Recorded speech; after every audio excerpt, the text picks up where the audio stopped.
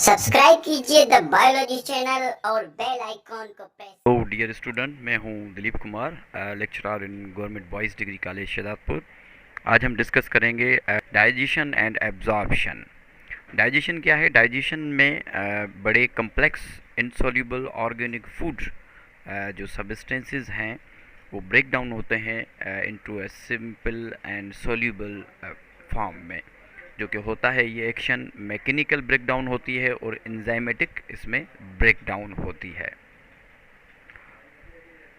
Food particle जो कि बड़े बड़े फूड पार्टिकल्स होते हैं, जो फूड हम लेते हैं, जो भी खाना हम खाते हैं, फॉर एग्जांपल हमने एक अंडा खाया है, तो अंडा जब ये ब्रेक डाउन होगा तो इसमें जो है मैकेनिकल डाइजेशन होगी, मींस के ये स्मॉल पीसेस में टूटेगा और इसमें एंजाइम एक्शन करेंगे, स्पेशली वाटर हाइड्रोलाइसिस होगा और इसमें से जो है प्रोटीन निकलेगी। इसमें से जो प्रोटीन निकलेगी, प्रोटीन में से जो अमाइनो एसिड्स निकलेंगे, ये सिंपलर फॉर्म है और दोबारा ये अमाइनो एसिड जाके हमारी बॉडी में कोई अच्छी सी प्रोटीन बनाएंगे। तो ये जो ब्रेक डाउन है लार्ज कम्प्लेक्स मालिक्यूल की इनटू सिंपलर वंस, जो कि सेल के अंदर जिनकी एंट्री हो सके, जैसे कि प्रोटीन की सेल के अंदर एंट्री हो रही है, पूरा अंडा तो एंटर नहीं हो सकता ना इसमें हमारे सेल में या बॉडी में। तो फूड को जो है ज़रूरी है कि वो सिंपल फॉर्म में आए और सॉल्युबल फॉर्म में आए। नीड क्या है डाइजेशन की? नीड फॉर डाइजेशन, तो जो डाइजेशन है उसमें इंगेशन होती है। इंगेशन जो है कम्प्लेक्स फूड होता है, जैसे मैंने आपको बताया, वो डिफ्यूज़ नहीं हो सकता बॉडी के सेल में, ठीक है, डायरेक्ट बॉडी के सेल में ये नहीं जा सकता जब तक कि ये डिफ्यूजिबल फॉर्म में हो और सिंपल फॉर्म में आ जाए। तो जब सिंपल फॉर्म में आ जाएगा और डिफ्यूजिबल फॉर्म में आ जाएगा तो ये इजीली जो है बॉडी इसको इजीली डिफ्यूज़ कर लेगी, क्योंकि ये सॉल्युबल फॉर्म में होगा। सेकंड है टाइप्स ऑफ डाइजेशन। डाइजेशन की दो टाइप्स हैं, एक है एक्स्ट्रा डाइजेशन जो कि सेल के अंदर नहीं होती, दूसरा है इंट्रा सेलुलर डाइजेशन। एक है एक्स्ट्रा सेलुलर डाइजेशन जो कि सेल के अंदर नहीं होती, एक है इंट्रा सेलुलर डाइजेशन जो कि सेल के अंदर होती है। अगर डाइजेशन सेल के अंदर होगी तो इस डाइजेशन को हम कहेंगे इंट्रा सेलुलर डाइजेशन, ठीक है। और अगर सेल के बाहर यानी कि एलिमेंट्री केनाल, ये जो गट है, इस गट में अगर डाइजेशन होगी तो इसको हम कहेंगे एक्स्ट्रा सेलुलर डाइजेशन। ये वाली जो डाइजेशन है ये एक्स्ट्रा सेलुलर डाइजेशन है और ये वाली डाइजेशन जो है इंट्रा सेलुलर डाइजेशन है। एक और एग्जांपल में हम देखते हैं, देखें कि ये फूड के बड़े बड़े पार्टिकल्स हैं जो कि टेक इन हो रहे हैं, ये इस गट में आ रहे हैं, जो कि बॉडी से जो कि सेल से ब्लड से जो अलग है, इसमें खाने के छोटे छोटे टुकड़े हो रहे हैं, डाइजेशन हो रही है। डाइजेशन के नतीजे में स्मॉल सोल्यूबल फॉर्म मेम्ब्रेन को क्रॉस करके सेल के अंदर जा रहे हैं।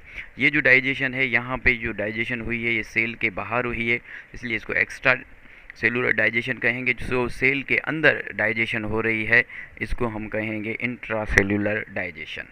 जो एक्स्ट्रा सेलुलर डाइजेशन है, इसमें जो खाना छोटे छोटे टुकड़ों में स्मॉल पीसेस में टूटता है, उसको उसके लिए दो प्रोसीजर होते हैं। एक जो है मैकेनिकल प्रोसीजर होता है जो कि स्टोमक और माउथ में बक्कल केविटी में होता है, और दूसरा जो है केमिकल डाइजेशन होती है जो कि एंजाइम मुख्तलिफ़ किस्म के रिलीज़ होते हैं जो फर्दर जो डाइजेस्टेड फूड पार्टिकल्स हैं उन पे एक्शन करते हैं और मज़ीद उनको जो है छोटी टुकड़ों में सॉल्युबल फॉर्म में लाते हैं। तो जो डाइजेशन सिस्टम है वो दो तरह का होता है, एक सेक लाइक डाइजेशन होता है, दूसरा होता है ट्यूब लाइक डाइजेशन। सेक लाइक डाइजेशन में एक ही ओपनिंग होती है, एक ही ओपनिंग से जो है खाना इंटर होता है, फूड की एंट्री होती है और इसी से ही जो वेस्ट मटेरियल हैं वो डिस्कार्ड होता है। तो इसमें वन ओपनिंग होती है, एक ही ओपनिंग होती है, उससे खाना अंदर आता है और उसी से ही खाना बाहर निकलता है। इसको हम सेक लाइक डाइजेशन कहेंगे। जैसे कैपिलनेरिया है, हाइड्रा है, इनकी एग्जांपल आ जाती है। हाँ जी, सेक लाइक में जो है माउथ ओपनिंग और क्लोजिंग एक ही होता है।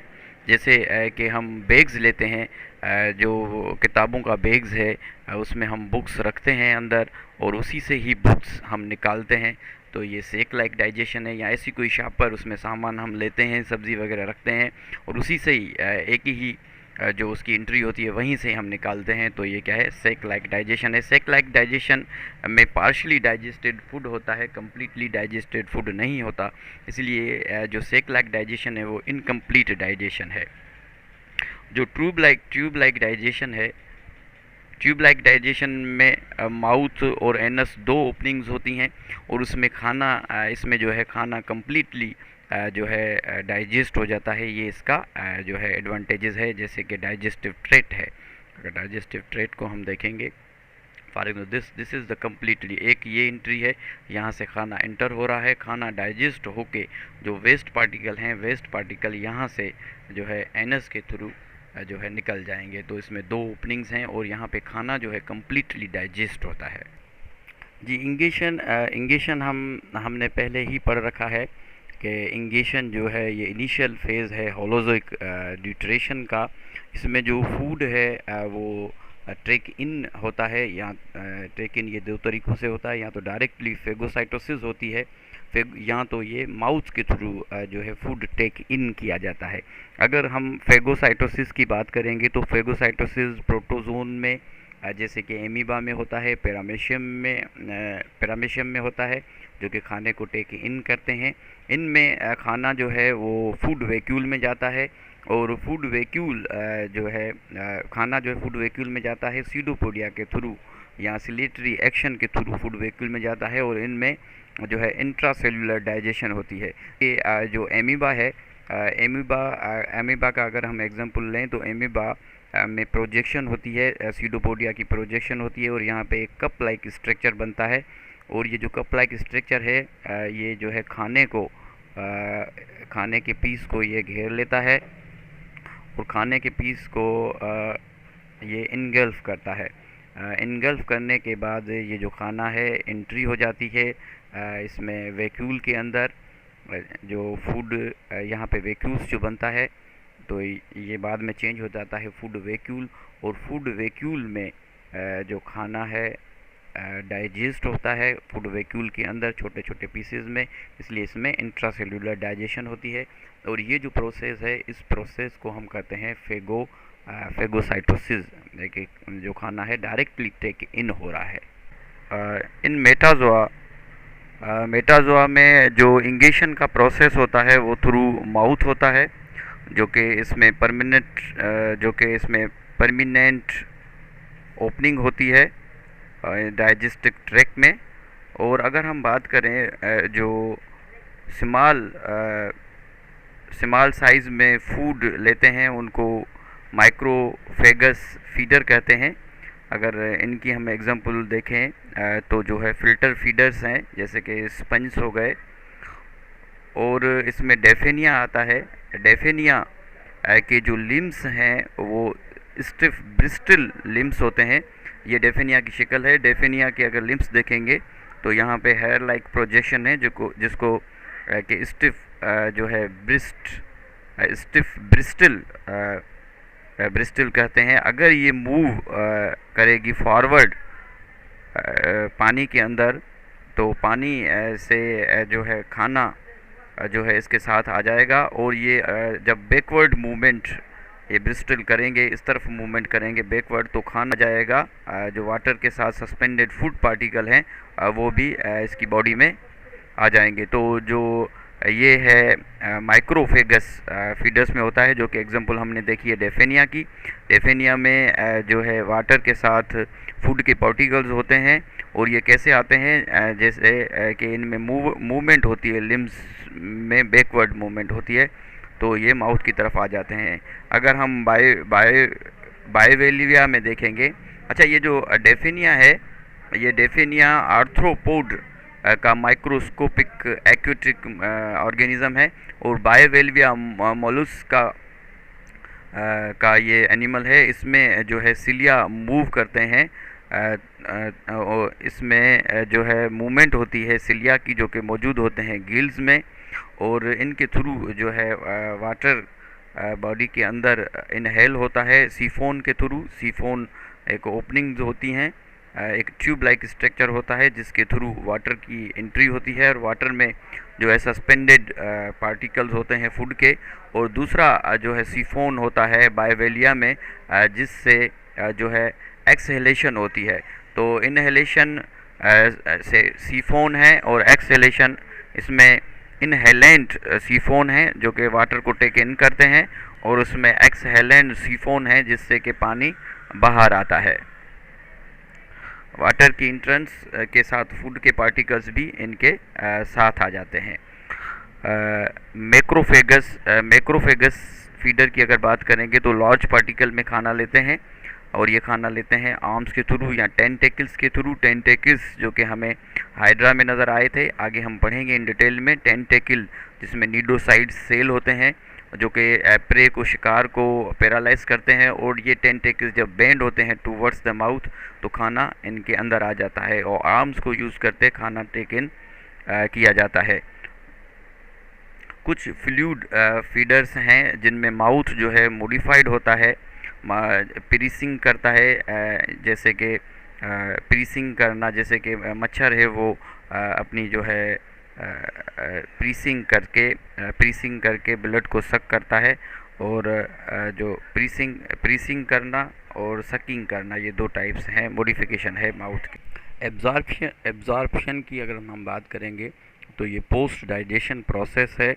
डाइजेशन के बाद जो सोल्यूबल फूड है, फूड सब्सटेंस है, उनको एब्जॉर्ब होना होता है।